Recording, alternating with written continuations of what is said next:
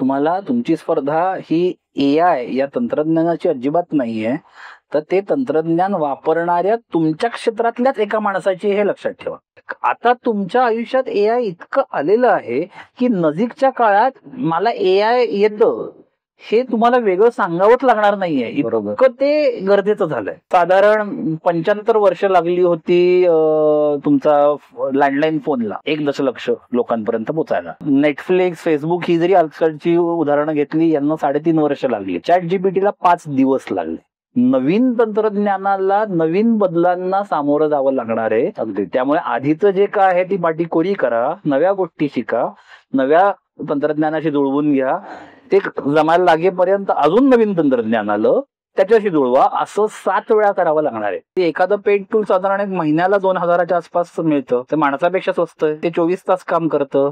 त्याला सर्दी, खोकला, ताप होत नाही. त्याला दसरा, दिवाळी, रविवारची सुट्टी लागत नाही. तो बोनस मागत नाही. त्यामुळे ते टूल कधीही बरं पडेल. अशी विविध क्षेत्रातली जवळपास आज घडीला 1.5 कोटी टूल्स आपल्याकडे अवेलेबल आहेत. समजा एआयचं टूल सट्टा बाजार चालवणाऱ्या लोकांच्या हातात पडलं, समजा एआयचं टूल दहशतवादी लोकांच्या हातामध्ये पडलं, तर त्यांचे जे काही इंटेन्शन्स आहेत, संहार घडवण्याचे आहेत, काही फ्रॉड्स करण्याचे आहेत, तर ते सुद्धा काम खूप सोपं होणार आहे ना या माध्यमातून. आणि हे आत्ता आपण AI नावाचं एक बघतोय. अजून 2-3 वर्षांनी अजून काहीतरी येणार आहे. आणि हे सतत आता ह्याच्या पुढे आपली जीवनशैली अशी असणार आहे. हे एक जमलं म्हणजे आता मी निवांत नाही. हा जडणघडणीतलाच बदल असणार आहे. तुम्ही एखाद्या वेबसाईटवर जाता आणि तुम्हाला त्यांनी सांगितलं की तुम्हाला एखादी PDF डाउनलोड करायची आहे, तर त्यासाठी ₹1 भरा. 97-98% आता आपला हा व्हिडिओ बघणारी माणसं नाही म्हणते. पण त्याच वेबसाईटवर तीच PDF डाउनलोड करण्यासाठी एखादी वेबसाईट म्हणली की तुमचं नाव, फोन नंबर आणि ईमेल ID द्या, तर आपण सगळेजण ते देऊ आणि ती डाउनलोड करू. पैशापेक्षा माझा पर्सनल डेटा हा मला स्वतःलाच महत्वाचा वाटत नाही, ही खंत. आपल्या रोजच्या जगण्यातला परवलीचा शब्द म्हणजे AI अर्थात आर्टिफिशियल इंटेलिजन्स. मंडळी, हे जग आहे माहिती तंत्रज्ञानाचं. माहितीचा म्हणजेच डेटाचा भडीमार 10 दिशांनी आपल्यावरती होत असतो. मग अशात माहितीचं हे चक्रव्यूह भेदत AI म्हणजेच आर्टिफिशियल इंटेलिजन्सची इत्तमभूत आणि अधिकृत माहिती जर आपल्याला हवी असेल, तर त्या क्षेत्रातल्या तज्ज्ञांशी आपल्याला संवाद साधावा लागतो. नमस्कार, मी चेतन. बुक विश्वच्या आजच्या या संवाद सत्रामध्ये आपण संवाद साधणार आहोत आर्टिफिशियल इंटेलिजन्स, AI टूल्स या विषयासंदर्भात. आणि त्यासाठी आपल्या सोबत आहेत डॉक्टर अमेय पांगारकर. नमस्कार डॉक्टर अमेय, तुमचं मी पुन्हा एकदा स्वागत करतो. नमस्कार. AI टूल्स या विषयावर आपण बोलणार आहोत आणि AI टूल्स या विषयाचा 12 वर्षांहून अधिक अभ्यास असणारं हे व्यक्तिमत्व आहे. डिजिटल मार्केटिंगमध्ये त्यांची PhD आहे. अनेक मोठ्या मोठ्या संस्था, कंपन्या यांच्यासाठी कन्सल्टन्सी सर्व्हिसेस देण्याचं काम ते त्यांच्या मार्फत करत असतात.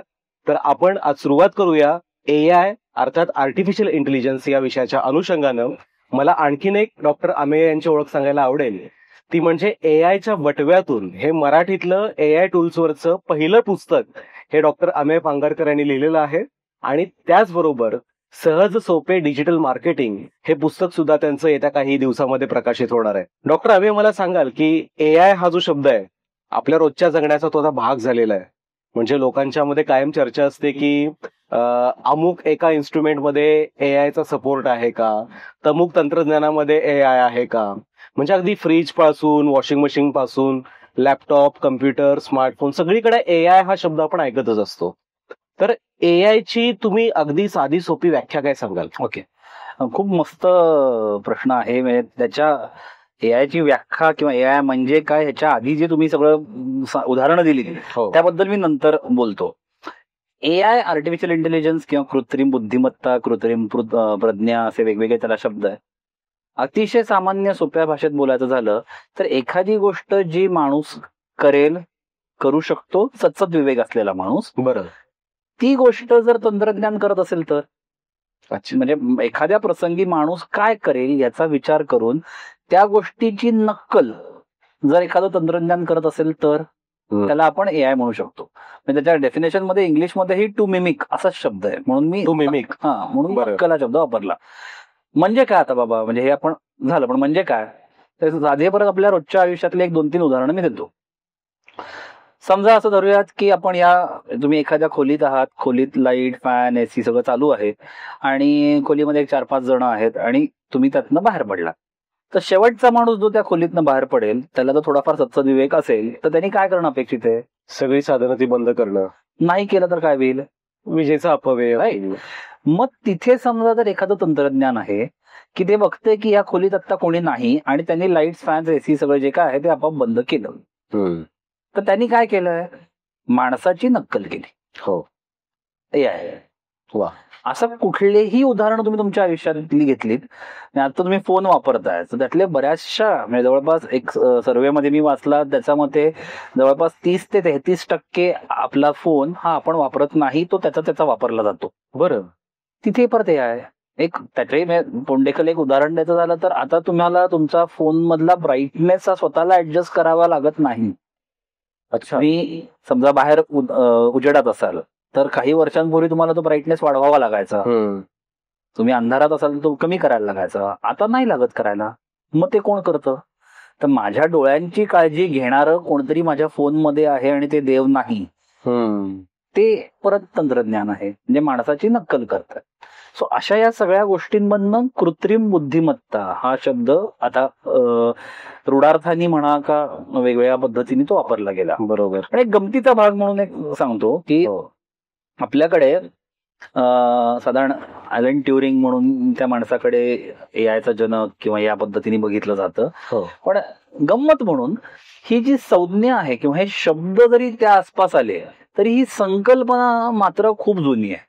बरं. हा म्हणजे माणसांनी काहीतरी आपण अगदी आपली अनेक पात्र आपण बघितली तर प्रत्येकाची इच्छा होतीच ना की मला जे एखादी गोष्ट करायची ती तंत्रज्ञानाने व्हावी. ही इच्छा बाळगणारे अनेक पात्र आपल्या आयुष्यात होऊन गेलेत. म्हणजे अगदी त्या अल्लादीनचा तो जिनी असू दे त्याला ते पात्र म्हणून दिलं, त्याच्यापेक्षा आता काय वेगळं आहे? किंवा एक मजेशीर उदाहरण म्हणजे आपल्याकडे आणि तो शब्द तसा मला मराठी अनुवादात दिसला म्हणून ते उदाहरण देतो. गुलिव्हर ट्रॅव्हल्स आपण बऱ्यापैकी लोकांनी वाचलेलं असेल, जोनाथन स्विफ्ट यांचं पुस्तक. त्याचा मराठी अनुवाद जो मी वाचला त्याच्यात एक उत्तम वाक्य सापडलं की त्यात असं होतं की जोनाथन त्याच्या बोटीवर द इक्विपमेंट नावाचं एक यंत्र होतं, त्या यंत्राशी बोलत असे असं मराठीतला अनुवाद आहे. अच्छा. मग ते यंत्र काय त्याच्याशी गप्पा मारायचं तर वाऱ्याचा स्पीड किती आहे, दिशा काय आहे, या सगळ्या गोष्टींची चर्चा असायची. आता अलेक्सा काय वेगळं करते? प्रॉडक्टाईज झालं तेव्हा होतं नव्हतं सोडून द्या, कपोल कल्पित असतील त्यावेळीच्या गोष्टी, पण कल्पना तर ती होती त्यावेळी. त्याच्याही आधी खूप म्हणजे आपल्याला अगदी आपल्या पुरातन काळापर्यंत नेता येतील. पण ही कल्पना की मला काहीतरी हवं ते मी सोडून माझ्यासाठी कोणतरी करतंय, तंत्रज्ञान असू देत, मशीन असू देत, काही असू देत, ही याच्या मागची भूमिका. अगदीच. आता त्याच्या आधी जे तुम्ही मगाशी उदाहरणं दिलीत की मग वेगवेगळी उपकरणं जी आहेत ती मग ती स्मार्ट म्हणा, इंटेलिजंट म्हणा किंवा AI इनसाइड म्हणा, आता यातली खरंच कितपत ती उपकरणं तशी आहेत का तो मार्केटिंगचा भाग आहे हा वेगळी गंमत सोडून द्या. पण या सगळ्यामध्ये मला एक खूप मजेचा भाग म्हणून एक दिसतो, पण तो खरा तर मजेचा तितका नाही की गंमत बघा की आजकाल सगळी उपकरणं स्मार्ट होत चालली आहेत आणि माणूस डम झालाय. काही काळापूर्वी बघा त्या लग्नाच्या त्या जाहिरातींमध्ये असायचं की स्मार्ट मुलगा पाहिजे, स्मार्ट मुलगी पाहिजे. आता आपली डिव्हाइसेस स्मार्ट झाली आहेत, माणूस स्मार्ट आहे का नाही याच्याकडे काय फार काही बघितलं जात नाही. बरोबर आहे. ती गंमत आहे. म्हणजे विदारक परिस्थिती आहे, कार्ती का काय म्हणायचा हा भाग निराळा. पण आता मशीन हे जे काही कृत्रिम बुद्धिमत्तेच्या साह्यानं मशीन जे काही काम करतंय तर त्याच्यामुळे मानवाच्या ज्या अंगीभूत ज्या काही क्षमता आहेत, जी मूलभूत जी कौशल्य आहेत त्याच्यावर याचा नकारात्मक काही परिणाम होणार आहे की नाही? जसं फॉर एक्झाम्पल बुद्धिमत्ता, प्रतिभाशक्ती, सर्जनशीलता, क्रिएटिव्हिटी ज्याला आपण म्हणतो, तर जर एआयचा वापर अशा अनुषंगाने जर वाढत गेला तर मानवी क्षमतांचा कुठेतरी संकोच आणि ऱ्हास होईल का? काय वाटतं? हो, म्हणजे पहिलं उत्तर माझं या सगळ्याचं अतिशय ठामपणे हो. पण फक्त एआयनीच का, तंत्रज्ञानानेच झालाय ना तो. आपण वेगवेगळ्या काळात वेगवेगळ्या तंत्रज्ञानांना आपला कन्व्हिनियन्स किंवा आपली सोय या छान पांघरुणाखाली टाकून ते ऍक्सेप्ट केलेलंच आहे. तुम्ही आज का गाडी चालवता? चालत या, सायकलने फिरा. पण नाही माझा वेळ वाचेल या एका सबबी खाली तुम्ही तुमच्या शरीराला घातक असलेली एक गोष्ट स्वीकारलीच आहे. बरोबर. आज इंटरनेट नका वापरू, लायब्ररीत जाऊन पुस्तकं वाचा. माहिती सगळी जी काय आपल्याकडे कितीतरी शेकडो वर्षांचा हीच तर ना की मौखिक किंवा या सगळ्यांना वाचनातूनच आलेली आहे. आपण का गुगलवर शोधतो? इतपत की आता आजकाल टू सर्च याला समानार्थी शब्द म्हणून लोक गुगल म्हणतात. गुगल केलं. हा, मी गुगल केला, मी शोधलं, हा शब्दच आपण आपल्या डिक्शनरीतनं गेला. मग तिथेही परत आपण आपली पुन्हा सोय या एका सबबीखाली काही गोष्टी मान्य केल्याच ना. बरोबर. इलेक्ट्रिसिटी असेल, वेगवेगळ्या गोष्टींमध्ये असेल, मग अशी ऑटोमोबाईल्सचं उदाहरण दिलं तर मग काही ठिकाणी जशी आपण ती सोय म्हणून त्याच्याकडे बघतोय, आणि तुम्ही मीच नाही तर सर्वसामान्य सगळेच लोक त्याच्याकडे जर एक सोय म्हणून बघत असतील तर त्याचा फायदा झाला नाही असं म्हणणं बरोबर नाही. अच्छा. एआय आता काय झालंय, आता या काळात बरं, ही का आजचीच गोष्ट नाही, 50-60-70 वर्षापासून ही गोष्ट वाढत वाढत वाढत चाललेली आहे आणि ती डेव्हलपमेंट फेज मध्ये वेगवेगळ्या ठिकाणी होतीच. आता ती एक अचानक त्याचा पॉप्युलॅरिटी ट्रेंड 30 नोव्हेंबर 2022 साली जेव्हा ChatGPT याचा उदय झाला तेव्हापासून हे जास्त लोकप्रिय व्हायला लागलं आणि आता तो जरा छान, बरेच चुकीचे दिवस आहेत यायचे असं म्हणायला हरकत नाही. ते परत काही काळ राहतील वगैरे वगैरे वगैरे गोष्टी नंतर आल्या. पण हे आत्ताच झालं असं काही नाही, होतं आपल्याकडे बऱ्याच काळापासून. कुठलीही नवीन गोष्ट झाली किंवा कुठलाही नवीन काहीतरी बदल आला तर त्याला पहिल्यांदा नकारात्मक दृष्टीने बघा, त्यातले प्रॉब्लेम शोधा. हे मानवी स्वभावाचा भाग आहे, कारण आपल्याला बदलायचं नसतं. इंजिनिअरिंग मध्ये खूप छान इनर्शिया नावाचा शब्द आहे की कुठलीही गोष्ट बदलण्यासाठी पहिल्यांदा त्याला विरोध करण्याची क्षमता आहे, त्या स्थितीत तिला राहावंसं वाटतं, कारण आपल्याला बदलायचं नसतं फार. बरोबर आहे. आता गंमत आयुष्यात पहिल्यांदा किंवा आपल्याच नाही, मानवी जमातीच्या किंवा ह्युमन रेसच्या आजवरच्या शेकडो लाखो करोडो वर्षांच्या इतिहासात पहिल्यांदाच असं झालं की याचा वेग हा इतका वाढला की तुम्हाला त्याच्या वेगाशी जुळवून घेण्यासाठी अतिशय कष्ट करायला लागले. एक वेग किती वाढला याचं एक उदाहरण फक्त देतो म्हणजे तुम्हाला याचा खरंच अंदाज कळेल किती वेग वाढला. याच्यासाठी मी फक्त एक परिमाण घेतलं की 1 दशलक्ष म्हणजे 1 मिलियन युजर्स पर्यंत पोहोचण्यासाठी लागणारा वेळ. ही एक आपण जर अनेक गोष्टींनी मोजता येईल, पण ही जर एक मोजमाप पट्टी म्हणून जर घेतली तर साधारण 75 वर्ष लागली होती तुमचा लँडलाईन फोनला 1 दशलक्ष लोकांपर्यंत पोहोचायला. नेटफ्लिक्स, फेसबुक ही जरी आजकालची उदाहरणं घेतली यांना 3.5 वर्ष लागली. बरं. ChatGPT ला 5 दिवस लागले. 5 दिवस फक्त. काय वेग. तेच इंटरनेट, जे इंटरनेट होतं तेच इंटरनेट त्याच सगळ्या लोकांसाठी. हा वेग आणि बाकीतून वेगवेगळ्या ठिकाणी लागणारा वेग हा वेगळाच आहे. हा इतका वाढला की मग ह्याच्याशी जुळवून घेण्याची स्पर्धा आपल्याशीच सुरुवात झाली. मग नाही मग हे नकोच. सायकोलॉजीमध्ये ते 5 स्टेजेस ऑफ ग्रीफ आहेत की कुठलीही गोष्ट मान्य करण्यासाठी आपण पहिल्यांदा एकतर डिनायल की हे नाहीच आहे, एआय नाहीच आहे, इथपासून ती सुरुवात. मग ते कुठेतरी निगोशिएट, बार्गेन की नाही आहे पण माझ्या क्षेत्रात नाही येणार, हे पाश्चात्य भारतात नाही येणार. मग कुठेतरी त्याच्याशी तडजोड करा की ओके माझ्या क्षेत्रात आहे पण मला त्रास नाही, त्याला त्रास आहे. मग हळूहळू तुम्ही जेव्हा त्या आजूबाजूला उदाहरण बघता लागलात, वापरून बघा, मग तुम्ही कुठेतरी ऍक्सेप्टन्स स्टेजला या आणि मग ऍक्सेप्टन्स नंतर ऍक्च्युअली तुमची एक्सेल म्हणजे तुमची उन्नती ही त्याच्यानंतर होत. पण त्या ऍक्सेप्टन्स स्टेज पर्यंत याला लागणारा जो काय वेळ आहे तो जातोच. थोडक्यात कॅल्क्युलेटर आल्यामुळं आपली आकडेमोड करण्याची जी अचाट क्षमता आधी होती ती आता राहिली नाही. तरी पण कॅल्क्युलेटर मात्र आता आपल्याला कंपल्सरी वापरावा लागतोय, ती आपली अनिवार्यता झालेली आहे. तशाच प्रकारे आता एआय टूल्स आपल्याला आता वापरावी लागणार आहेत. पण आता गंमत म्हणजे याच्यातच आता येणार नाहीच येणार, म्हणजे अजिबातच नाही येणार. आणि म्हणजे आज मी कोणीतरी येऊन मला म्हणलं, माझ्या मी अनेक ठिकाणी जेव्हा इंटरव्ह्यूज घ्यायला जातो नोकरीसाठी वेगवेगळ्या कंपन्यांसाठी, तेव्हा विद्यार्थी त्यांच्या सीव्हीवर लिहिलेलं असतं ना की कुठले सॉफ्टवेअर्स येतात, तर आता कोणी मायक्रोसॉफ्ट एक्सेल लिहित नाही. मग याचा अर्थ असा आहे का की त्यांना एक्सेल येत नाही? तसं नाहीये. आता ते इतकं कॉमन झालंय की ते सांगायची वेगळी गरज पडत नाही. बरोबर. तसं आता तुमच्या आयुष्यात एआय इतकं आलेलं आहे की नजीकच्या काळात मला एआय येतं हे तुम्हाला वेगळं सांगावंच लागणार नाहीये, इतकं ते गरजेचं झालंय. अगदीच. आणि पुन्हा मी थोडासा मागे जातो की का हे इतकं गरजेचं आहे, त्याच्यासाठी पुन्हा मी एकदा मानसशास्त्रातलं एक एक्झाम्पल घेतो ज्याला हाफ लाईफ नॉलेज असं म्हटलं जातं. म्हणजे काय की एखादी गोष्ट जर मी आज शिकलो तर ती किती काळ माझ्यासाठी उपयुक्तता आहे त्याची 50% उपयुक्तता कमी होण्यासाठी किती काळ लागला. तर 2010-11च्या साली जेव्हा मी इंजिनियर झालो तेव्हा हे हाफ लाईफ नॉलेज जवळपास 13-13.5 वर्षांचं होतं. बरं. म्हणजे 2010 साली मी तंत्रज्ञानाच्या क्षेत्रात जे काही सर्वोत्तम जे काही नवीन म्हणून शिकलो 2010 साली, हे आता 24च्या आसपास 50%च व्हॅल्यू त्याची झालेली आहे. हो. बाकीचं माझ्यासाठी अगदी स्पष्ट भाषेत निरुपयोगी झालेलं आहे. बरोबर.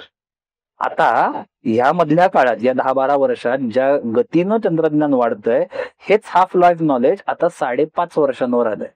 5.5 वर्षांवर. म्हणजे ह्याचा तर इम्पॅक्ट म्हणजे काय की आपण धरूया साधारण 23-24व्या वर्षी कोणी नोकरी करायला लागलं आणि 60व्या वर्षीपर्यंत तो व्यक्ती जर नोकरी करणार असेल किंवा व्यवसाय करणार असेल काही करणार असेल म्हणजे साधारण 30-35-37 वर्षांचा काळ आपण म्हणतोय.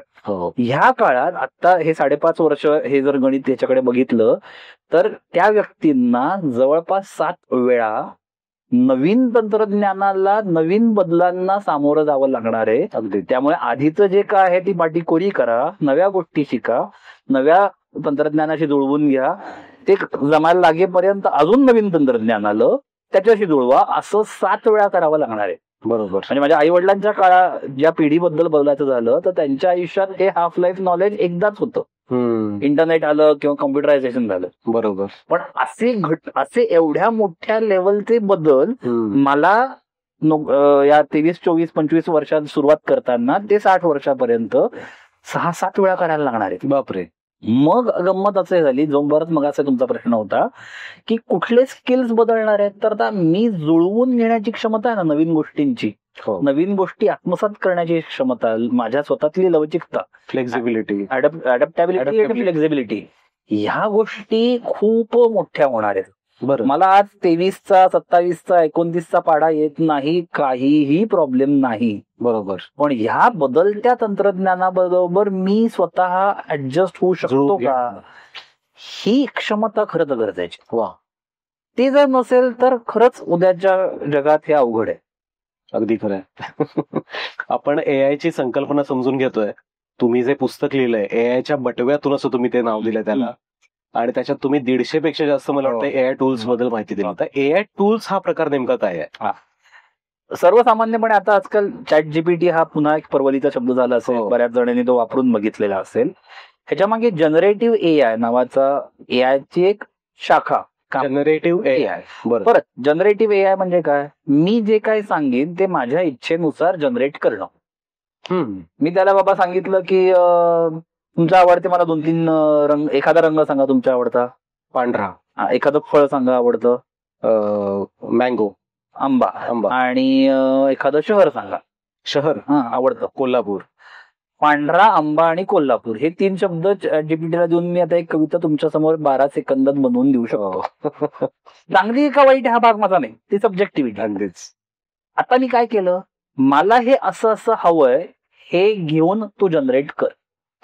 किंवा गेले 2 वर्ष मी माझ्या संस्थेतर्फे आम्ही कॅलेंडर्स बनवतो विविध आपतेष्टांना, नातेवाईकांना, बिझनेसशी रिलेटेड असलेल्या लोकांना नववर्षासाठीचं गिफ्ट देण्यासाठी. आम्ही काय कॅलेंडरची थीम घेतली आहे दरवर्षी, मागच्या वर्षीचं होतं 24चं, आता 25चं आहे, की वेगवेगळ्या चित्रकार आणि त्यांच्या चित्रशैलीमध्ये त्यांनी आजवर न काढलेली चित्र त्यांच्या अंगात घेतले.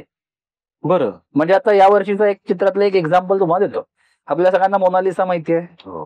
होळी खेळलेली राजस्थानातली मुलगी जर मोनालिसा सारखं चित्र मला हवं तर मी ते AI ने जनरेट केलं.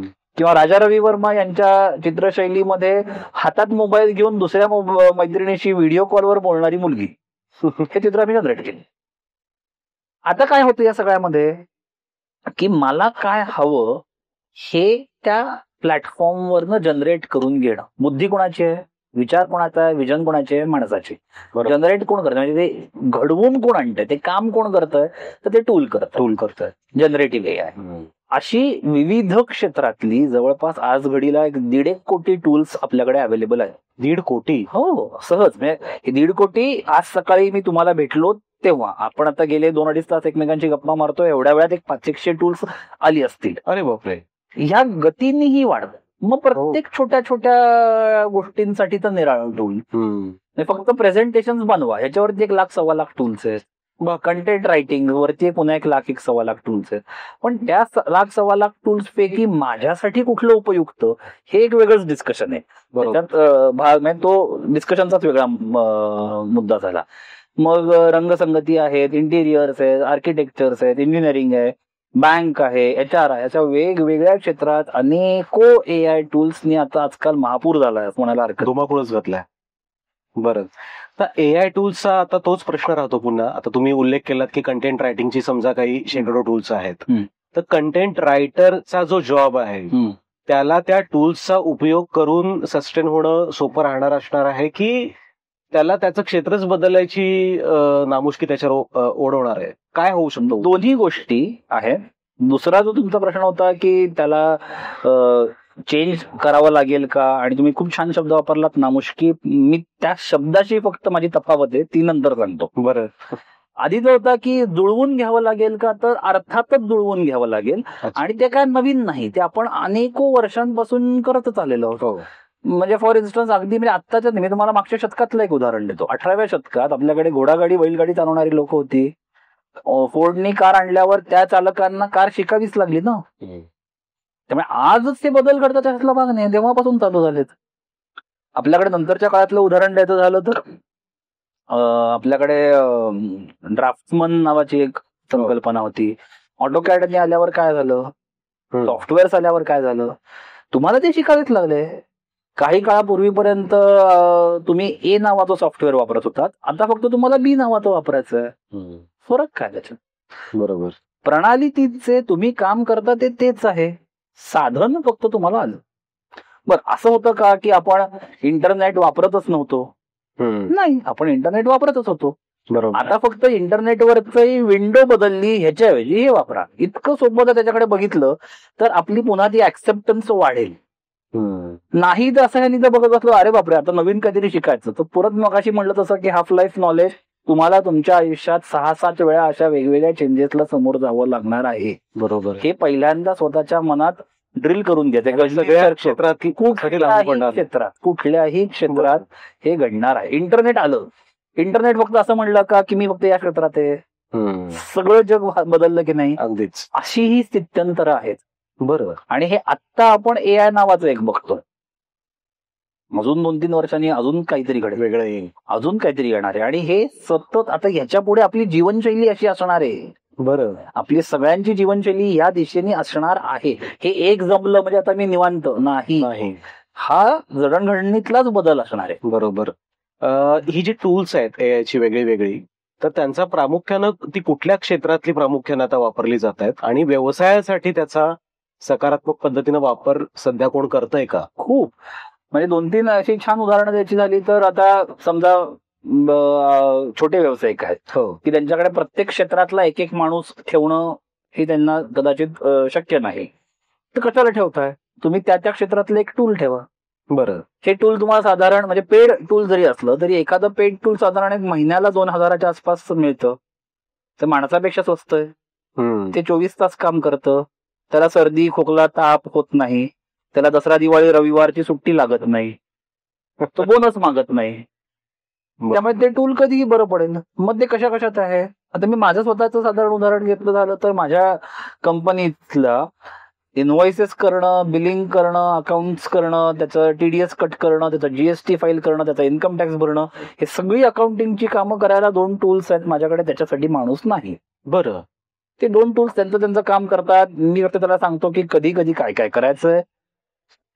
ते बिल बनवतात, पाठवतात. नसतील लोकांनी दिले तर त्यांना रिमाइंडर्स पाठवतात. आलेल्याच्या एंट्रीज करतात. महिन्याच्या शेवटी मला सांगतात की इतका TDS भरायचा आहे. भरल्यावर त्याच्या एंट्रीज होतात. इतका GST भरायचा. यांनी GST फाईल केला, त्यांनी एंट्री केलेली नाही. या सगळ्या देणारी टूल्स आहेत. HR साठी तुम्हाला तुमच्याकडे HR डिपार्टमेंटसाठी वेगळा माणूस नाही, तर ज्याला रिक्रुटमेंट टू रेझिग्नेशन या सगळ्या प्रोसेसेससाठी आजकाल AI टूल्स आहेत.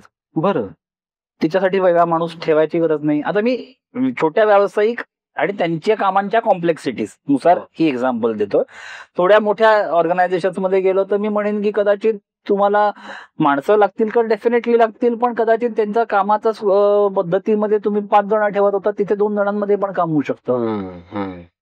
तिथल्याकडे काय कॉम्प्लेक्सिटीज अजून वाढतील म्हणून, बाकी काही नाही. सो असं खरंच सांगायचं झालं तर एक क्षेत्र असं बघता येणार नाही. आणि ह्याचीच एक दुसरी बाजू म्हणजे फॅक्ट म्हणून सांगायची झाली तर नुकत्याच म्हणजे एक महिनाभरापूर्वीच्या इकॉनॉमिक टाइम्स मध्ये आलेला एक सर्व्हे सांगतो की जगभरात AI टूल्स, स्पेसिफिकली ChatGPT हे एक टूल बनायचं झालं, वापरकर्त्यांमधला सगळ्यात अग्रकणी असलेला देश म्हणजे भारत आहे. बरं. आपल्याकडे जीपीटीचे वापर करते आणि त्याचा नंबर ऑफ युसेज म्हणजे क्वांटिटी ऑफ युजर्स आणि फ्रिक्वेन्सी ऑफ युजर्स दोन्ही जास्त आहे. दोन्ही हे सगळ्यात अधिक आहे. आणि किती जास्त आहे तर दुसरं ह्याच्या आपल्या खाली खावला येणार दुसरा देश त्याच्यापेक्षा आपण 10 का 12% पुढे होतो. बापरे. त्यामुळे हे आपल्याकडे ऑलरेडी झालंय. त्यामुळे AI येईल, येतंय, हे उद्या तर ते ऑलरेडी वर्तमान काळ झालाय. नजीकच्या भविष्यात ते भूतकाळ पण व्हायला आलं. भविष्यकाळ नाही, ह्या वर्तमान आणि भूतकाळ व्हायला आलाय. बापरे. एक मला एक धोक्याचा इशारा या संदर्भातला एक असा वाटतो या सगळ्या तंत्रज्ञानाच्या अनुषंगानं की ही टूल्स कुणाच्या हातामध्ये आहेत त्याच्यानुसार त्याचा वापर कसा होईल हे अवलंबून असतं. अर्थात समजा एआयचं टूल सट्टा बाजार चालवणाऱ्या लोकांच्या हातात पडलं, समजा एआयचं टूल दहशतवादी लोकांच्या हातामध्ये पडलं, तर त्यांचे जे काही इंटेन्शन्स आहेत, संहार घडवण्याचे आहेत, काही फ्रॉड्स करण्याचे आहेत, तर ते सुद्धा काम खूप सोपं होणार आहे ना या माध्यमातून. अर्थात हो. आता ह्याच्यातलं कारण असं आहे की या सगळ्याच्या मागे डेटा नावाचा एक खूप मोठी गोष्ट आहे. बरोबर. ज्याच्याकडे दुर्दैवाने, मी दुर्दैवच शब्द वापरीन, आपण तितक्या डोळसपणे बघत नाही. म्हणजे फॉर एक्झाम्पल देतो मी तुम्हाला. तुम्ही एखाद्या वेबसाईटवर जाता आणि तुम्हाला त्यांनी सांगितलं की तुम्हाला एखादी PDF डाउनलोड करायची आहे तर त्यासाठी ₹1 भरा. ₹1 भरा. तर 97-98% आता आपला हा व्हिडिओ बघणारी माणसं नाही म्हणते. पण त्याच वेबसाईटवर तीच PDF डाउनलोड करण्यासाठी एखादी वेबसाईट म्हणली की तुमचं नाव, फोन नंबर आणि ईमेल ID द्या, तर आपण सगळेजण ते देऊ आणि ती डाउनलोड करू. हो. म्हणजे पैशापेक्षा माझा पर्सनल डेटा हा मला स्वतःलाच महत्वाचा वाटत नाही, ही खंत इथे खूप मोठी आहे. आता ह्याच्यामुळे होतं काय की माझ्याबद्दलची ही सगळी माहिती, आणि मी आता डेटातली एक म्हणजे मी माझ्याबद्दलची देत असलेली माहिती. दुसरा मुद्दा की ज्या गतीनं आणि ज्या पद्धतीत मी आज इंटरनेट वापरतोय, दिवसाकाठी एक मजा म्हणून आकडा सांगतो की भारतात मोबाईलपेक्षा टूथब्रश कमी येतो. आपल्याकडे टूथब्रशची संख्या कमी आहे मोबाईलच्या फोनच्या संख्यांपेक्षा. पुढचा आकडा, भारतात ऑन अन ऍव्हरेज जवळपास 8 पावणे 8 तास लोक मोबाईलवर इंटरनेट रोज वापरतात. ऍव्हरेज सांगतोय. चौथा, 1 GB इंटरनेट तुम्हाला रोज मिळतं आणि इतक्या प्रमाणात की ते रोजचं 1 GB नाही संपवलं तर तुम्हाला जेल होईल, अशा गतीने आपण ते वापरत असतो. आता मी जर 1 GB इंटरनेट स्वतः वापरत असेल दिवसाला तर जस्ट विचार करा मी माझ्याबद्दल किती माहिती या प्लॅटफॉर्मला देतोय. बरोबर. आता एवढी माहिती जर मी या प्लॅटफॉर्मला देत असेल आणि रोज आणि एवढे युजर्स, तर सामूहिक या सगळ्यांमधनं किती डेटा जनरेट झाला. अगदीच. स्टॅटिस्टिक्स मध्ये एक्स्ट्रापोलेशन नावाची एक कन्सेप्ट आहे. म्हणजे काय की माझ्याकडे 2-3 गोष्टी आहेत, याच्यातनं पॅटर्न शोध आणि पुढे काय होईल याचा अंदाज लाव. ह्याचा अंदाज घेता हा सगळ्या डेटानी काय काय गोष्टींचे किती आडाखे आज मांडले जात असतील. मग ह्याचा होणारे परिणाम कसे आहेत. तुम्ही ई कॉमर्सवर जाता, तुम्ही म्हणता की मला शर्ट विकत घ्यायचंय. आजकाल ते ई कॉमर्स प्लॅटफॉर्म तुम्हाला विचारतच नाही की कुठल्या ब्रँडचा हवा, काय साईजचा हवा, त्याला माहिती आहे. त्याला हे माहिती आहे की चेतन सरांकडे निळ्या रंगाचे शर्ट जास्त आहेत, त्यांना नेक्स्ट टाइम शर्ट घेताना त्यांना निळा नाही, त्यांना हिरवा हवा आहे. बरं. त्यांना माहिती, ते विचारतच नाही. मग तुम्हाला काय, तुम्ही शर्ट लिहिल्यावर ते तुम्हाला 4-5 ऑप्शन दाखवतात, त्यातलं तुम्ही एक निवडता, ऑर्डर प्लेस करता. तुम्ही ऑफिसमधनं किंवा तुम्ही बाहेर जिथे कुठे आहात तिथनं घरी यायच्या आधी त्या प्राईम सर्व्हिसमुळे ते तुमच्या घरी एका दिवसात पोचतं. तुम्हाला या गोष्टीचा आनंद असतो की किती लवकर आलं. पण या सगळ्यामध्ये काही जणांनी तुमचा निर्णय तुम्हाला घेऊ दिलेला नाहीये, ही गोष्ट पण बघा ना. अगदीच. म्हणजे याची एक बाजू आहे की आता माझी निर्णय क्षमता मुंबलली आहे का, तर हो मुंबलली आहे, कारण मी आता निर्णयच घेत नाही. बरोबर. साधं युट्यूबवर एखादा व्हिडिओ कुठला बघू, म्हणजे तुम्ही स्क्रोल करत असाल युट्यूबवर बराच वेळ, काय बघायचं कळत नसेल तर युट्यूब तुम्हाला आता एक ऑप्शन देतं, can't decide what to watch. हो, त्याच्यावर तुम्ही क्लिक केलं तर युट्यूब ठरवतो की तुम्ही काय बघा, आणि आपण खुळ्यासारखं ते बघत बसतो. या इतक्या खोल मुद्द्यांपर्यंत आता मी विचार करणंच बंद केलंय, आणि रादर ते मला कळलेलंच नाहीये की मी बंद केलंय. दुसरी बाजू याच्यात ही झाली की ज्याला विचार करण्याच्या क्षमतेतलाच परत दुसरा एक मुद्दा असा झाला, किंवा निर्णय क्षमतेतला दुसरा एक मुद्दा असा झाला की एखादी गोष्ट करावी का न करावी याच्या आधी आपण सारासार विचार करायचो. हो, आता मी अनोळखी लोकांच्या रिव्ह्यूज आणि रेटिंग्स वरती विश्वास ठेवायला लागलो. हो, तर ते खरेच ती माणसं आहेत का, त्या कंपनीनेच काही जणांना पैसे देऊन रेटिंग्स वाढवले, बरोबर. का बॉट्सनी केलेलं रिव्ह्यू रेटिंग आहे मला माहित नाही, पण मी त्याच्यावरती विश्वास ठेवतो. हे असे असंख्य मुद्द्यांनी निर्णय क्षमता आणि आपली विचार याच्यामध्ये म्हणजे वाट लागलेलीच आहे. हो, आता ह्या सगळ्याचा थोडासा अजून विचार केला, थोडासा इगल व्ह्यूनी, तर आपण जसं तुम्ही म्हणताय की नोकऱ्या जातील का, किंवा नामुष्की येईल का, किंवा हे सगळं होईल का, हो, तर त्याची दुसरी बाजू पण आहे नाण्याची, की ती अशी सांगते की जवळपास 97 लक्ष नवीन नोकऱ्याही तयार होणार आहेत. 97 लक्ष. बरं. पण या नोकऱ्या कुठल्या आहेत की त्यांना एआय वापरता आलं पाहिजे, एआयच्या जगातल्या अर्थात. मग हे नवीन स्किल सेट आपण आत्मसात करणार आहोत का? हो. मग आता परत लोकांचा असा प्रश्न येतो की अरे बापरे, माझं 40-45 वर्ष वय झालं, किंवा मी माझं अमुक मी बीई मेकॅनिकल केलं, मी तर आर्ट्स आहे, मी परत कुठे कॉम्प्युटर शिकू, मी परत कुठे प्रोग्रामिंग शिकू. तर एआयचा वापर करणं म्हणजे प्रोग्रामिंगच करणं असं अजिबात होत नाही. जसं आज आता मी तुम्हाला म्हटलं की आपण सगळे आजकाल डिजिटल सॅव्ही झालो, पण तुम्हाला बसून कधी कोणी गुगल पे बसून शिकवलं? तुम्ही कधी व्हॉट्सअपचा क्लास लावलात? नाही. पण आपण सर्रास ह्या प्लॅटफॉर्म्सवर आहोत. आजकाल भाजी पण तुम्ही ऑनलाईन विकत घेता. अर्थात. बरोबर. तर ह्या सगळ्या गोष्टींचा विचार करता आपण ऑलरेडी ई कॉमर्स आणि डिजिटल या जगात आलेलोच आहोत. बरोबर. तसंच आपल्याच न कळत आपण एआयच्या जगामध्ये, एआयच्या इकोसिस्टीम मध्ये जगायला ऑलरेडी सुरुवात केलेली आहे. फक्त त्याच्याकडे आपल्याला जेव्हा ती जाणवेल की अच्छा हेच एआय होतं होय, हे पण एआय निघालं होय, हे पण एआय निघालं होय, तेव्हा त्याचा वापर अजून जास्त प्रमाणात करता येईल. सट्टा आणि ह्या सगळ्या गोष्टींचा तुम्ही वापर केला तर अर्थात तुम्ही कुठलंही तंत्रज्ञान चांगल्या पद्धतीने बघू शकता आणि वाईट गोष्टी बघू शकता. अगदीच. मग मी इंटरनेटच्या बाबतीत एक छान उदाहरण देतो की इंटरनेटवर वाईट प्रवृत्तींचं पॉन पण आहे आणि चांगल्या गोष्टींचा विचार करायला, तुम्हाला प्रवृत्त करायला किंवा प्रोन करायला काही गोष्टी पण आहेत. हो. तुम्ही काय निवडता, हातात माऊस तुमच्या. बरोबर आहे. सेम तसंच आहे. एआय वापर दोन्ही बाजूनी होणारच आहे ना. अगदी खरं. तो मानवी स्वभाव आहे. व्हेरी. मग तुम्ही ऍज अ वापर करते तुम्ही काय निवडताय हे तुमच्या हातात आहे.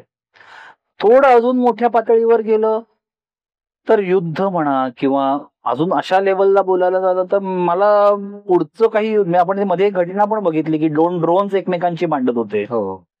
तर तसं पुढचं युद्ध हे फक्त पिक्चर मध्ये बघितलेलं तसं न आता खरं आयुष्यातलं युद्ध हे डेटावरनं किंवा टेक्नॉलॉजीचा वापर करून झालं तर काही मला नवीन नाही वाटणार. बरोबर आहे. कारण तो तितक्या मोठ्या प्रमाणात जडणघडणीचा भाग झालेला आहे. अगदीच. याच्यामध्ये त्या देशांचे जे गव्हर्नमेंट्स आहेत किंवा गव्हर्निंग लॉज जे आहेत, तर त्यांची भूमिका कितपत महत्वाची राहील? कारण या सगळ्याला एक रूल रेग्युलेशनची एक चौकट, जे आता मी सट्टे बाजार किंवा दहशतवाद्यांच्या हातात ते पडणं, किंवा आता अलीकडे डीप फेकचे प्रकार खूप वाढत, मॉर्फिंगचे प्रकार खूप वाढत चाललेले आहेत. तर हे जे गव्हर्निंग लॉज जे आहेत त्यांची भूमिका काय राहील? आणि थोडं आपण डीप फेक आणि या प्रकाराबद्दल पण बोलूया. डीप फेक म्हणजे काय, आधी साधं आपण एक 2-3 उदाहरणं देतो म्हणजे ते लवकर लोकांना कळेल. मध्ये एक काही 24 मध्ये ज्या लोकसभेच्या निवडणुका झाल्या त्या आसपासच्या काळात असं एक व्हिडिओ व्हॉट्सअप वरती व्हायरल झाला होता. तेव्हा एक अतिशय लोकप्रिय हिंदी बॉलिवूड अभिनेता हा तुम्हाला दिसतोय आणि तो तुम्हाला सांगतोय की अमुक एका पक्षाच्या भूमिका कशा वाईट आहेत आणि त्यामुळे तुम्ही त्यांना मत देऊ नका. हो. आता एक खूप पॉप्युलर झालेला व्हिडिओ होता. त्याच्या आधी माझ्या अंदाजाने तेलंगणाच्या विधानसभा निवडणुका झाल्या.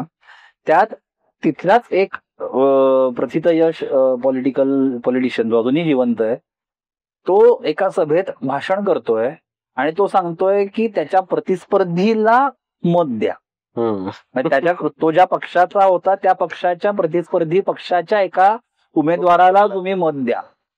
आता होतं काय की म्हणजे गव्हर्निंग का गरजेचं आहे, म्हणजे ते रूल्स का आणि किती महत्वाचे त्याची उदाहरणं म्हणून मी हे दोन तुम्हाला उदाहरणं दिली. किंवा अजून एक उदाहरण देतो, अगदी एकदम आठवलं मला. भारतरत्न सचिन तेंडुलकर यांचा एक व्हिडिओ मध्ये व्हायरल झाला होता, ज्यात ते म्हणत होते की माझी मुलगी अमुक एका ऍप्लिकेशनवर ऑनलाईन एक खेळ खेळते आणि त्यातनं तिने आजवर अमुक अमुक पैसे कमवलेले आहेत. विराट कोहली यांचा एक व्हिडिओ मध्ये व्हायरल झाला होता, ज्यात ते म्हणत होते की मी मध्ये फावल्या वेळात हा खेळ खेळतो. आणि तो तर एका चक्क न्यूज इंटरव्ह्यूच्या एका अजून खूप मोठ्या इंग्लिश आणि हिंदी मीडिया चॅनलच्या स्टुडिओमध्ये त्या अँकर पण ती तुम्हाला दिसते. ती अँकर प्रश्न विचारते आणि विराट कोहली याचं उत्तर देतात. आता एआय मुळे हे घडू शकतं याचा काहीही गंध नसलेल्या आपल्याकडे जी लोक आहेत आणि जो बराच मोठा आपल्याकडे ऑडियन्स आहे, ह्या ऑडियन्सला काय होईल हे खरंच वाटेल. आणि इतकी मोठी नावं असल्या कारणाने अगदी भारतरत्न तेंडुलकर साहेब असतील किंवा विराटजी असतील किंवा हे राजनीतीमधले जी लोक सांगितली, बॉलिवूडचे तो मोठा अभिनेता यांचं नाव सांगितलं, या सगळ्या लोकांवर आजकाल त्यांचा सगळ्यांचा विश्वास आहे आपला. अर्थात. आणि त्या विश्वासामुळे मी जर एखादी गोष्ट अरे ते म्हणतात मग मी तर करणारच ना, ह्याचा दुरुपयोग करणारी जनता आहे. ही झाली डिफेक्टची बाजू. बरोबर. थोडस अजून आपण ह्याच्यातला एक दुसरा एक मुद्दा तर बघायचा झाला की ज्याला मी डायजेस्टिव्ह टेक्नॉलॉजी म्हणतो, पचनक्रियेसारखं हे आहे एआय. तुम्ही जे खाद्य पुरवाल तो त्याच्यावर काम करणार. तुम्ही चांगलं दिलं चांगलं देतात, तुम्ही वाईट दिलं ते वाईट काम करणार. बरं.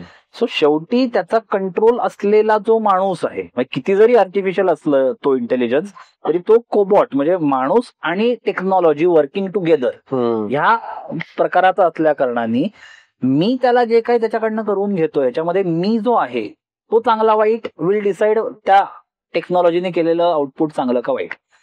मग ह्या दोन्ही गोष्टींना आळा घालण्यासाठी नियम पाहिजेतच. म्हणजे मध्ये आपल्याकडे 2-3 छान उदाहरणं झाली की अनिल कपूर आपले प्रथितयश अभिनेते, त्यांचा झकास म्हणून जो शब्द पॉप्युलर झाला होता, हे एका टूलचा वापर करून किंवा अगदी आता नजीकच्या काळात अरिजित सिंग यांचा आवाज वापरून काही टूल्स गाणी बनवत होते. म्हणजे शब्द तुम्ही एका टूल कडनं लिहून घ्या आणि ते टूल अरिजित सिंगच्या आवाजात तुम्हाला ते गाणं आउटपुट म्हणून देत होतं. आता ह्याच्यात कॉपीराईटचा किती मोठा प्रश्न आहे. किंवा ह्या टूल्सला ओपन सोर्स मधले हे टूल्स असल्या कारणाने नेटवरचे अनेक मीडिया हाऊसेस, वर्तमानपत्र, पुस्तकं, लेखकांच्या लिहिण्याच्या शैली, ह्या सगळ्या गोष्टींचाच अभ्यास करून हा कंटेंट देतोय. बरोबर आहे. आता मग इथे कॉपीराईटचा प्रश्न किती मोठा झाला. अर्थात. आता ह्या कॉपीराईट समजण्यासाठी मुळात त्या देशात, त्या प्रणालीत, त्या नियमांमध्ये ह्या गोष्टी पकडण्याची, समजण्याची पहिल्यांदा गरज आहे. बरोबर. म्हणजे मगाशी मी तुम्हाला जे डिफेक्टची 3-4 उदाहरणं दिली, ही हे खोटा व्हिडिओ आहे. याच्यासाठी त्या अभिनेत्यांना, तेंडुलकर सरांना, या सगळ्यांना मीडियामध्ये सांगावं लागलं की हे मी नाहीये. पण मध्ये damage has been done. Exactly. आता निवडणुकीसारख्या काळात जर मला उद्या वोट करायचं आणि आज हे आलं तर त्या माणसाला कळेपर्यंत, तो ती मीडियामध्ये अनाउन्समेंट करेपर्यंत, ती वर्तमानपत्रात, टीव्ही मध्ये येऊन पॉप्युलर होईपर्यंत माझं वोट देऊन झालं ना. हे होणारे प्रॉब्लेम्स खूप आहेत. त्यामुळे मला खरंच खूप कौतुक आहे तुमच्यासारख्या प्लॅटफॉर्मवर आपण आज या विषयांवर बोलतोय आणि यातून हा अवेअरनेस, ही जनजागृती करणं फार गरजेचं आहे. बरोबर. कारण हे आतापर्यंत जे आपण गोष्टी बोलतोय ना, याने डायरेक्ट माझ्यावर इम्पॅक्ट होतोय का? होतोय. पण ह्याच सगळ्याचा अजून एक मी तुम्हाला एक अँगल सांगतो. आपल्याकडे आजकाल ऑनलाईन पत्ते खेळण्याचं प्रमाण फार वाढलं. किंवा मग ते एखाद्या प्लॅटफॉर्मवरती तुम्ही तुमचा संघ बनवा आणि मग मॅच झाल्यावर तुम्हाला पैसे मिळणार वगैरे वगैरे, हे कमालीचं वाढलेलं आहे. याला बेटिंग म्हणूयात किंवा काय. पण ऑनलाईन असल्या कारणाने त्याचे नियम आणि हे फारच वेगळे आहेत. आता इथे पण एआय वापरलं गेलंय. इथे काय एआय वापरलं गेलंय हा बऱ्याच जणांना हा अनुभव आला असेल किंवा माझी अशी इच्छा आहे की आपल्यापैकी कोणी इथे खेळलं नसावं आणि खेळूही नयेत, पण बऱ्याच जणांना हा अनुभव आला असेल की अरे मी खेळलो तर मी पहिल्यांदा 2-3 वेळा खूपच जिंकलो आणि मग माझ्या आज डोपामाइन असं झालं की अरे मला जमायला लागलंय. एक साधं उदाहरण तुम्हाला देतो. तुम्ही बाबा 200 रुपये लावून 5 वेळा एक गेम खेळला. 200 रुपये लावून तुम्ही 5 वेळा एक गेम खेळला. 5 पैकी 3 वेळा तुम्ही जिंकला. तुम्हाला 3 वेळा मी जिंकलो, 2दाच हरलो, काय प्रॉब्लेम आहे? बरं त्यात असं होतं की त्यातल्या 3 पैकी 2 ज्या तुमच्या जे जिंकणं आहे हे सलग झालेलं असतं. तुम्हाला वाटायला अरे बापरे मी जिंकलो, मला जमायला लागतं, हे काय सोपं आहे, मला जमायला लागलं. पण ह्याचं गणित जर बघितलं तर तुम्हाला त्यातली खरी गंमत कळेल. एका वेळी तुम्ही किती पैसे लावताय? 200 रुपये लावताय. मी कॅल्क्युलेशनला सोपं म्हणून 200 म्हणलं. म्हणजे 5 वेळा 200 रुपये लावले म्हणजे तुम्ही 1000 रुपये टोटल त्याच्यात खर्च केले. तुम्ही किती वेळा जिंकलात? 3 वेळा जिंकलात. आता इथे अशा पद्धतीने हे मॅप केलं असतं की समजा तुम्ही 200 रुपये लावलेत तर तुम्हाला मॅक्सिमम किती मिळू शकतात? तर ते गाडी मिळाली, घर मिळाले असे फार मोजके लोक असतात. बाकी सर्वसामान्यांसाठी बोलायचं झालं तर त्याला अप्पर कॅप म्हणतात. ही अप्पर कॅप त्यांच्याकडे सेट असते. समजा 200ला परत कॅल्क्युलेशनला सोपं म्हणून मी एक उदाहरण देतोय. समजा ती अप्पर कॅप 200ला लावली असेल 300ला, पण लोअर कॅप की मला जर नाही काही मिळालं तर ती 0च असते. हरलो तर 0, जिंकलो तर अप्पर कॅप आहे. आता मी 3 वेळा जिंकलो, मला खूप भारी वाटतंय. पण मित्रा तुला त्या अख्ख्या दिवसात तुला पैसे किती मिळाले? 3 गुणिले 300, 3 वेळा जिंकलात, 900 रुपये मिळाले. पण तुम्ही लावले 1000 होते ना, तुम्ही नेट 100 रुपये लॉस मध्ये आहात. पण त्या अशा पद्धतीने एआय तुमच्या मनाशी खेळतं की तुम्हाला असं वाटतं की अरे 2दा सलग जिंकलो, 3 वेळा बस 600 रुपये माझ्या काय आले, पण 900 रुपये माझ्या अकाउंटला आले. पण हा त्यातला एआयचा वापर हा खूप घातक आहे. या सगळ्याला अजून एक संज्ञा वापरली जाते बऱ्याचदा, ज्याला सबकॉन्शियस ट्रीटमेंट म्हणतात. बरं, म्हणजे कॉन्शियस माइंड आणि सबकॉन्शियस माइंड आपण म्हणतो.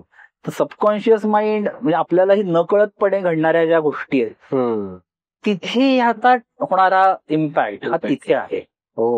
कॉन्शियस जेव्हा मी जागरूकपणे मला जेव्हा गोष्टी कळतात तिथे हे इम्पॅक्टच करत नाही. ते तुमच्या मनाला अशा ठिकाणी इम्पॅक्ट करतं की जिथे तुम्हाला वाटतं की अच्छा ही जाहिरातच नव्हती, हे साधं आहे, ही बातमी आहे. आणि तो प्रॉब्लेम जास्त आहे. अगदी खरंय. तुम्ही जे पुस्तक लिहिलंय एआयच्या बटव्यातून, त्यात तुम्ही या वेगळ्या वेगळ्या टूल्सची माहिती दिलेली आहे. तर सगळ्यात शेवटी आपल्या दर्शकांना तुम्ही काय सांगाल की एआय टूल्स वापरताना आपण काय खबरदारी घेतली पाहिजे? आपल्या व्यक्तिगत आणि व्यावसायिक प्रगतीसाठी आपण कशा प्रकारे त्यांचा वापर केला पाहिजे? नाईस. आता हे कुठलंही टूल म्हणजे अगदी मला वेबसाईट करायला टूल्स आहेत, प्रेझेंटेशन, लोगो, गाणं, तुम्हाला काय एचआरच्या पॉलिसीज, मला एकाला कायदेशीर नोटीस पाठवायची असेल, अशा अनेक अकाउंट्सची तर मगाशी मी सांगितली उदाहरणं, अशा प्रत्येक सेगमेंटसाठीची विविध एआय टूल्स आहेत. आता ही एआय टूल्स वापरत असताना करायची म्हणजे सगळ्यात पहिल्यांदा याला मी प्रॉम्प्ट म्हणून एक शब्द प्रॉम्प्ट म्हणजे काय की मला त्याला सांगायचं ना की बाबा हे असं असं कर, मग तो ते करेल. आता ह्याला आपण जीपीटी तुम्ही वापरत असाल तर तुम्ही पहिल्यांदा त्याला सांगता की मला हे हे हवंय, तर तुम्ही जे काय त्याला सांगता, जे काय तुम्ही त्याला मागता, याला प्रॉम्प्ट असं मी म्हणतो. तर तो प्रॉम्प्ट तुम्ही जो काय त्याला देताय हा आता खूप जास्त प्रिसाईज असायची गरज. बरं, होतं काय, लोक अगदी थोडक्यात सांगतात, म्हणजे 2-3 ओळीत किंवा 2-3 ओळी पण लिहित नाहीत, एका ओळीत सांगतात आणि असं आपल्याला वाटतं की त्याला ते कळेल. तर अनफॉर्च्युनेटली असं होत नाही. अच्छा. तर स्पेसिफिकली व्यवसाय या दृष्टिकोनातून आपण जर या टूल्सकडे बघत असेल तर मी दरवेळी हे उदाहरण देतो की तुम्ही एखादा इंटर्न तुमच्या कंपनीत ठेवला, एखाद्या व्यवसायासाठी तुम्ही इंटर्न ठेवला, तर त्या माणसाला तुमच्या व्यवसायाबद्दल काही माहिती आहे का? अर्थात नाही. कामाबद्दल काही माहिती आहे का? नाही, कारण तो नवखा आहे. तुम्हाला चक्क त्याचं बोट धरून सगळं समजावं लागतं. त्याच पद्धतीने तुम्हाला या एआय टूल्सला समजावं लागेल. ही मशीन लर्निंग मधनं आलेली टूल्स आहेत, म्हणजे ही हळूहळू शिकत जाऊन तुम्हाला आउटपुट देणारी ही टूल्स आहेत. तुम्ही जितकं प्रिसाइजली या टूलला शिकवत जाल, सांगत जाल, तितकं ते तुम्हाला कदाचित बरं आउटपुट देईल. म्हणजे काय, प्रत्येक गोष्ट सांगा की मी अमुक अमुक आहे, माझा व्यवसाय हा असा असा आहे, माझ्या व्यवसायात अशा अशा पद्धतीने आम्ही कामं करतो, त्याच्यातल्या एका प्रोसेसमध्ये असं असं असं असतं. आता त्या सगळ्याचा विचार करून तू मला आउटपुट दे. बरोबर. हे जर तुम्ही केलं तर तर तुम्हाला त्याचं जे काय आउटपुट मिळेल हे बरंच तुम्हाला हवं असेल ते असेल. बरोबर. दुसरी बाजू हे सगळं करत असताना तुम्हाला लक्षात हे ठेवायचे की आज नाही कधीच, म्हणजे अजून एक 10 वर्षांनी पण तुम्हाला एआय हे 100% फायनल आउटपुट देऊ शकणार नाहीये. बरं. ते जे काय देईल त्याच्यावर तुम्हाला तुमचे संस्कार करावे लागणार आहेत. अच्छा. तुम्हाला त्याच्यात एडिट करावे लागणार आहेत, तुम्हाला तुमच्या पद्धतीने त्याच्यात बदल करावे लागणार आहेत आणि मगच ते परिपक्व होणार आहे. बरं. मग लोक मला म्हणतात मग त्याच्यावर का करू, आम्ही आमचंच करतो ना. तर वेळेची बचत हा याच्यातला खूप मोठा वेळेची, ऊर्जेची बचत. ऊर्जेची होते का नाही मला माहित नाही, कारण हे टूल्स म्हणजे एआय आणि जो ही जीपीटी सारखी टूल्स चालवायला लागणारी बॅकएंड त्याच्यात सर्व सांभाळायला लागणारी ऊर्जा ही वेगळी आहे. नाही, आपल्या मानसिक ऊर्जेची ती चालू शकेल, पण वेळेची मात्र नक्की आहे. म्हणजे साधी गोष्ट आहे की आता आपण मला एखाद्या विषयावरती एक प्रेझेंटेशन बनवायचंय माझ्या क्लायंटसाठी, तर 3-4 तास मला सहज लागणार आहेत ते समजा बनवायला. ते जर इथे मला ह्यांनी काही सेकंदात बनवून दिलं आणि ते परत डागडुजी त्याची करायला मला समजा अजून एक 5-10 मिनिटं लागली, तर जवळपास 15 मिनिटात मला हवं ते आउटपुट मिळू शकतं. मग हे 15 मिनिटं वर्सेस 3-3.5-4 तास ही कंपॅरिझन करता तुम्हाला हे अतिशय उजवे टूल्स वाटणारच आहेत, चांगले वाटणारच आहेत. एआय बद्दल जेव्हा जेव्हा आपण बोलतो तेव्हा जनरेटिव्ह एआय हा एक प्रकार आहे, मशीन लर्निंग आहे, अशा अनेक टर्म्स कायम अशा वाचनामध्ये येत असतात. तर या टर्म्स बद्दल थोडक्यात सांगाल? जनरेटिव्ह एआय बद्दल आपण आता बोललो. हो. दुसरा याचा भाग येतो ज्याला प्रेडिक्टिव्ह एआय म्हणतात, की म्हणजे प्रेडिक्ट करणं.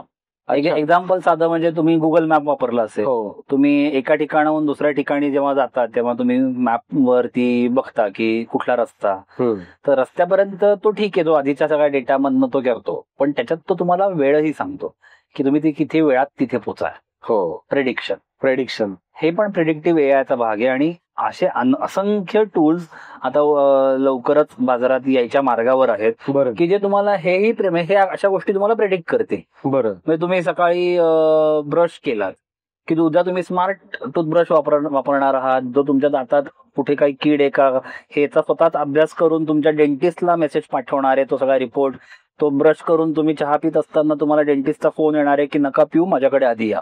ह्या जगात आपण जाणार आहोत. हे प्रेडिक्शन अधिक वेगवान आणि प्रेडिक्शन आता जे आहे ते जनरेट मी सांगितल्यावर तो काहीतरी करतोय. बरोबर आहे. पण आता मी जसं हे म्हणतोय की याच्यात स्वतःच तो काही गोष्टींचा अभ्यास करून प्रेडिक्शन करून मला सांगणार आहे. फॉर एक्झाम्पल तुम्हाला हार्ट अटॅकचा धोका ह्याच्यात आलेत ना, स्मार्ट वॉचेस मध्ये आलेलंच आहे. अगदी. मग ते हे जेव्हा मी म्हणतो तेव्हा मध्ये मी एका मुलाखतीत हे म्हणलो होतो की एक घड्याळ पॉप्युलर एका ब्रँडचं की ज्यात तुम्हाला कळतं की आज तुम्हाला अटॅक येईल का नाही. तर एका मित्रांनी मला प्रश्न विचारला, म्हणजे ओपन मुलाखत होती त्याच्या, तो म्हणला की सर मी त्या कंपनीचं ते वॉच गेले 3 वर्ष वापरतोय, मला कधीच आला नाही. तर म्हटलं अरे नाही आला म्हणजे तू म्हणून तू इथेस ना, आता असता तर तू कदाचित नसता. तर ह्यासाठीचे असे प्रेडिक्शन्सच्या स्टेजमध्ये आपण असणार आहोत. सो जसं जनरेटिव्ह झालं तसं हे प्रेडिक्टिव्ह. अच्छा. आता एआयच्याच म्हणजे काही म्हणजे त्याची आधीची एक पातळी असं म्हणूया ज्याला मशीन लर्निंग म्हणता येईल. बरं. म्हणजे काय की विविध गोष्टींचं आकलन करणं. आता एखादी गोष्ट आपण सगळं सामान्यपणे तुम्ही लहानपणी तुम्हाला कोणीतरी सांगितलं की हा लाल रंग आहे, हा पिवळा आहे, हा काळा आहे, हा हिरवा आहे, हा निळा आहे, हे तुम्हाला कोणीतरी सांगितलं आणि मग त्या तुमच्या मेंदूनी ते रेकग्नाइज केलं. मग नंतर तुम्ही ओके हे असं असं असेल तर ही मांजर आहे, असं असं असेल तर हा हत्ती आहे, असं असं असेल तर ही कार आहे, असं असं म्हणजे बेंच आहे, असं असं म्हणजे हे तुम्ही समजत गेलात. आणि मग हा लाल बेंच आहे, ही हिरवी गाडी आहे, ह्याचं इंटर रिलेशन तुम्ही तुमच्या ह्याच्यात केलं. काय झालं, आपण 1-2 मिनिटं मेंदू किंवा मन किंवा हे मशीन म्हणून जर झालं तर ह्याच्यावरती ह्या सगळ्या गोष्टींचा आघात झाला. हे त्यांनी त्यातनं स्वतःचे अर्थ काढले आणि ते समजून तो तुम्हाला काही गोष्टींची उकल करायला लागला. आणि मग नंतर तुम्हाला कळायला लागलं आता की लाल रंगाचा शर्ट घातल्यावर त्याच्या खाली अमुक रंगाची पॅन्ट घातली तर ते बरं असेल. मशीन स्वतः शिकलं. बरोबर. 4 गोष्टी शिकत राहिलं आणि ते कंटिन्युअस शिकत राहिलं. ते शिकत या पॉइंटला पोहोचलं की आता ते त्याचा निर्णय तुम्हाला सांगतं. घेता तुम्ही ऐकता का नाही ही वेगळी गोष्ट, पण ते तुम्हाला इथपर्यंत एक सेन्स देतं की हे 2 गोष्टी आता बरोबर असतील. तसंच हे जसं माझ्या मेंदूत झालं तसं आता उद्या आजूबाजूच्या आपल्या मशीन्सचं होणार आहे. बरोबर. फॉर एक्झाम्पल, आधी तुम्हाला फक्त आपल्याकडे सीसीटीव्ही होते, म्हणजे सीसीटीव्ही फक्त तुमच्या गाडीचा फोटो काढायचे. मग वेगळी यंत्रणा त्याच्यावरती आणायला लागली की आता ह्या फोटो मध्ये काढलेला हे आणि गाडी कोणी ओळखा, मग गाडी आणि गाडीचा मालक कोणी ओळखा, मग त्याचा पत्ता शोधा, मग त्याला त्याचं चलान कापा, मग त्याला पाठवा. ह्या सगळ्या वेगवेगळ्या यंत्रणा होत्या. तुम्ही काल का परवाचीच बातमी बघितली असेल तर आता पुणे मुंबई द्रुतगती आपल्या एक्सप्रेस हायवेवर आता AI बेस्ड कॅमेरेज आहेत. म्हणजे काय, तुम्ही गेलात त्या क्षणी त्याला कळतं की तुमची गाडी कुठली, तुम्हाला मेसेज येतो वगैरे. हे मध्ये झालं मशीन लर्निंग. पण आता त्याच्यावरती पुढची काय, तुम्ही काल पण स्पीड मध्ये गेला होता, तुम्ही ओव्हर स्पीडिंग काल पण केलं होतं, तुम्ही त्याच्या आधी मागे कधीतरी एकदा ना सीट बेल्ट न लावता पण गेलं होतं. आता ह्याचा सगळ्याचा या डेटाचा जसा वापर होईल तसा काही दिवसांनी कदाचित तुम्हाला प्रेडिक्टिव्ह AI मधनं असा SMS येऊ शकतो तुमची गाडी जेव्हा एक्सप्रेस हायवेला लागतीये त्याच वेळी की नमस्कार चेतन, मागच्या वेळी तुम्ही एक्सप्रेस वेने जाताना सीट बेल्ट लावला नव्हतात, 100 ते 120 स्पीड मध्ये होतात, आज कृपया असं करू नका. आणि काहीतरी मग इमोशनल त्याच्यात मेसेज असेल जेणेकरून तुम्ही ते करू नका. प्रेडिक्टिव्ह पण त्याच्या मागचा बेस हा मशीनचा आहे. अजून पुढचं एक एक्झाम्पल आहे ज्याला डीप लर्निंग म्हटलं जातं. डीप लर्निंगचं एक साधं उदाहरण घेऊयात. आपल्या प्रत्येकाच्या फोनमध्ये फेस रेकग्निशन आहे. ते काय करतं की तुमचा चेहरा आयडेंटिफाय करतं आणि मग ते ऍप सुरू होतं. आता साधी गोष्ट आहे की माझंच उदाहरण घेतलं तर माझं वरती बऱ्याचदा असतं, बऱ्याचदा नसतं, दाढी असते नसते, चष्मे वेगवेगळे मी वापरतो, कधी उन्हात असतो, कधी अंधारात असतो, कधी काही असू देत. बऱ्याचदा आरशात बघितलं तर माझं मलाच मी ओळखू येत नाही, पण त्या ऍपला बरोबर कळतं की ही व्यक्ती आहे. बरोबर. मग त्याच्यासाठी त्यांनी काय माझा एक तासभर माझा चेहरा स्कॅन केला का, तर नाही. त्यांनी एकदा केला, एक काय 10-15 सेकंद त्यांनी वेगवेगळ्या बाजूनी माझे फोटोज मला काढायला लावले, बघितलं आणि त्यांनी हे केलं. आणि त्याच्यानंतर दरवेळी मी जेव्हा ते वापरतो तेव्हा तो त्याच्या डेटाबेसमध्ये ते ऍड करत.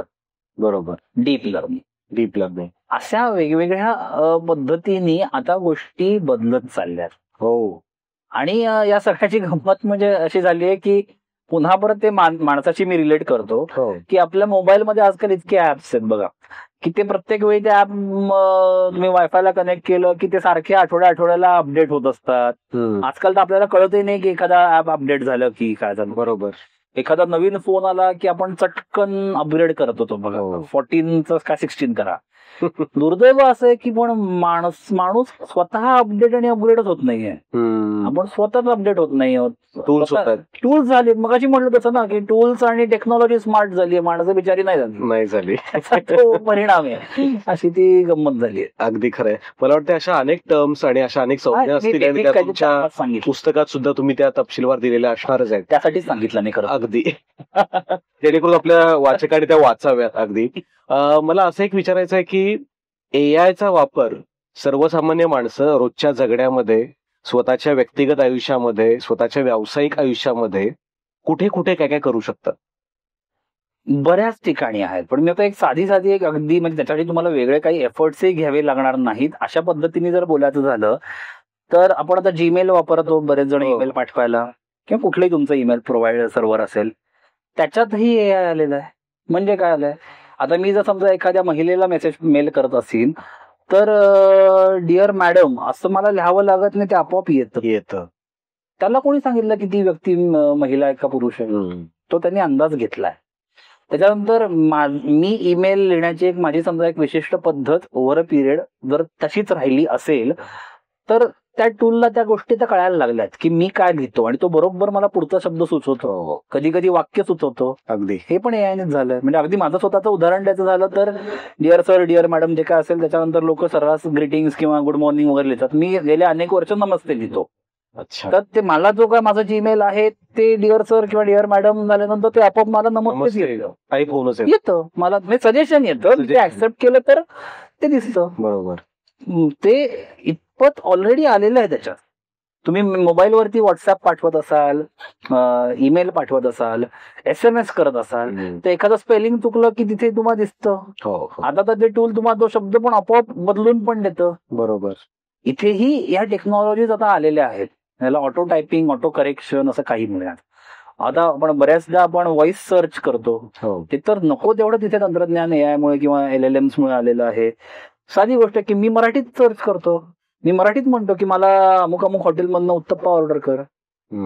ते त्याला म्हणजे माझ्या फोन मधल्या त्या गोष्टीला पहिल्यांदा ते गंमत बघा, ते माझं मराठी म्हणजे माझे प्रोनाऊन्सिएशन, माझे मराठी भाषा बोलण्याचा लहेजा हे सगळं ते समजतं. ते त्या अमुक एका भाषेत ट्रान्सलेट करतं, मग ते ट्रान्सलेट केलेलं इंग्लिश मधल्या कीवर्ड्स मध्ये ट्रान्सलेट होतं, ती ऑर्डर प्लेस होते आणि त्या गोष्टी घडतात. म्हणजे पर्सनलाइज आणि लोकलाइज आहेतच इथे लँग्वेजच्या बाबतीत सुद्धा आहेतच. आता याच्या पुढे झाल्यानंतर तुमचं MS वर्ड असू देत, तुम्ही एडिटिंगसाठी वेगवेगळे सॉफ्टवेअर वापरत असाल, अगदी तुमचं मराठी टायपिंग सॉफ्टवेअर पासून ते डिझायनिंगच्या सॉफ्टवेअर पर्यंत या प्रत्येक सॉफ्टवेअरनी स्वतःच आता स्वतःचं AI व्हर्जन पण आणलेलं आहे. सो तुम्हाला नवीन असं वेगळं टूलही कदाचित ट्राय करायची गरज नाही, ते तिथे तिथे आलेलंच आहे. बरोबर. तुमच्या मायक्रोसॉफ्ट मध्ये आहे, गुगलच्या फॅमिलीज मधल्या प्रोडक्ट मध्ये आलेलं आहे, अडोब फॅमिलीजच्या प्रोडक्ट्स मध्ये आलेलं आहे, अगदी ऑटोकॅड मधनं आलंय, तुमच्या अगदी श्रीलिपी या मराठी टायपिंग मध्ये देखील आता AI आलेलं आहे. त्यामुळे ह्या सगळ्या ठिकाणी हे दिसतच आहे. आता हे सोडून तुम्हाला एफर्ट घेऊन जर काही टूल्स शोधायची असतील, ती वापरायची असतील, तर तीही वेगवेगळ्या ठिकाणी दिसतात. म्हणजे अगदी उदाहरणादाखल 1-2-3 उदाहरणं आणि टूल्सची नावं देतो. अर्थात हीच टूल सर्वोत्तम असं माझं अजिबात म्हणणं नाही, आणि ना की या टूलने मला पैसे दिले त्यांचं नाव किंवा जाहिरात करायचे. दिली असेल तर मी अजून आनंदाने करीन, पण असं काही मदतीचा म्हणजे मजेचा भाग सोडून द्या. आता एक साईट 123 म्हणून एक इंटरेस्टिंग एक AI टूल आहे. बरं. हे टूल वापरून तुम्ही क्षणार्धात एक लँडिंग पेज किंवा एक छोटी वेबसाईट बनवू शकता. बरं. काहीही लागत नाही. म्हणजे मी स्वतः माझ्या आयुष्यात वापरलेलं ते टूलनी वापरून केलेली एक गंमत सांगतो. माझ्या ऑफिसच्या समोर एक पिझ्झा कॅफे आहे. एक कधीतरी आम्ही ऑफिस मधले तिथे जात असतो. ओनरही आता बऱ्याच वर्ष ओळखीचा झाला.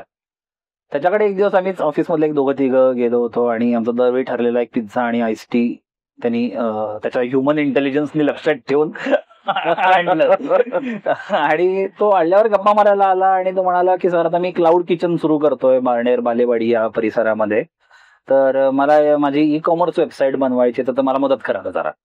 म्हटलं बरं ठीक आहे, काय सांग काय काय. जनरल गप्पा आमच्या चालल्या होत्या. तर माझी एक मैत्रीण बरोबर होती, ती जाऊन आज सगळे फोटोज काढा, हे करा ते करा, ती काढले. दुसरा मित्र होता, त्यांनी हे टूल वापरून त्याच्याशी गप्पा मारायला लागला. आणि त्या दिवशी म्हणजे आम्ही तो येऊन पिझ्झा येऊन खात होतो, आईस टी पित होतो. आमचं खाऊन त्याचं बिल याच्यात त्याला मी त्याची वेबसाईट दिली, होस्ट केली, त्याला ती आवडली, त्यांनी सांगितलेले 2 चेंजेस केले. ई-कॉमर्स वेबसाईट होती, ती सेक्युअर झाली, ती सगळीकडे ऑप्टिमाइज झाली, आणि त्याचं बिल याच्या आधी मी त्याला इनव्हॉइसही दिला. या गतीनं आता गोष्टी म्हणजे त्या नवीन क्लाउड किचन बिझनेसचं नाव ठरवण्यापासून, त्याचा लोगो करण्यापासून ते वेबसाईट, ही सगळी मी गोष्ट सांगतोय. ही सगळी गोष्ट करण्यासाठी आम्हाला एक 20-25 मिनिटंही नाही लागली. ह्या गतीनं आता गोष्टी घडू शकतात. बरं, आणि तो समोर व्यक्ती होता, त्याला हव्यात तशा बदल त्याच्यात करून झाले. असं नाही की फक्त मी दिले आणि झाली. तो म्हणत होता त्यानुसार बदल करून गेले. ई-कॉमर्स असल्या कारणाने त्याला हवे ते इंटिग्रेशन्स लागतात, ती करून झाली. आणि 20-25 मिनिटात ही वेबसाईट रेडी होती. वा. सो अशा पद्धतीच्या काळात आणि जगात आपण जगतोय. आता ह्याच्यानी फक्त मग असं तुमचा जो प्रश्न एक होता ना की नामुष्कील का किंवा लोक कसे हे होतील वगैरे वगैरे, ह्यामध्ये फरक किंवा प्रॉब्लेम कोणाला येणारे माहितीये की जे अमॅच्युअर्स आहेत ना किंवा जुजबी लेवलला जे काम करतात त्यांच्या कामावरती गदा येणार आहे. बरं.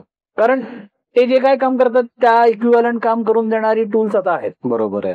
आणि ती टूल अतिशय माफक दरात काम करतात, तर मी ते करीन, मी यांच्याकडे का जाईल. मग तुम्हाला जर तुमच्या क्षेत्रात तगून राहायचं असेल तर तुम्हाला तुमची क्षेत्रातली अजून उंची गाठायला लागणार, त्याला पर्याय नाही. अगदी खरं. आणि तुम्हाला तुमची स्पर्धा ही AI या तंत्रज्ञानाची अजिबात नाहीये, तर ते तंत्रज्ञान वापरणाऱ्या तुमच्या क्षेत्रातल्याच एका माणसाची, हे लक्षात ठेवा. बरोबर. हा फरक जर कळला तर तुम्हाला कुठे एक्सेल करा, कुठे हे करा, ह्या गोष्टी कळायला काही अवघड होणार नाही. डॉक्टर आम्हे सर, खूपच अजून काय काय बोलता येण्यासारखं आहे या सगळ्या विषयावरती, आणि तुमच्या पुस्तकात तर त्याचा अगदी तपशीलवार वापर तुम्ही केलेला आहेच.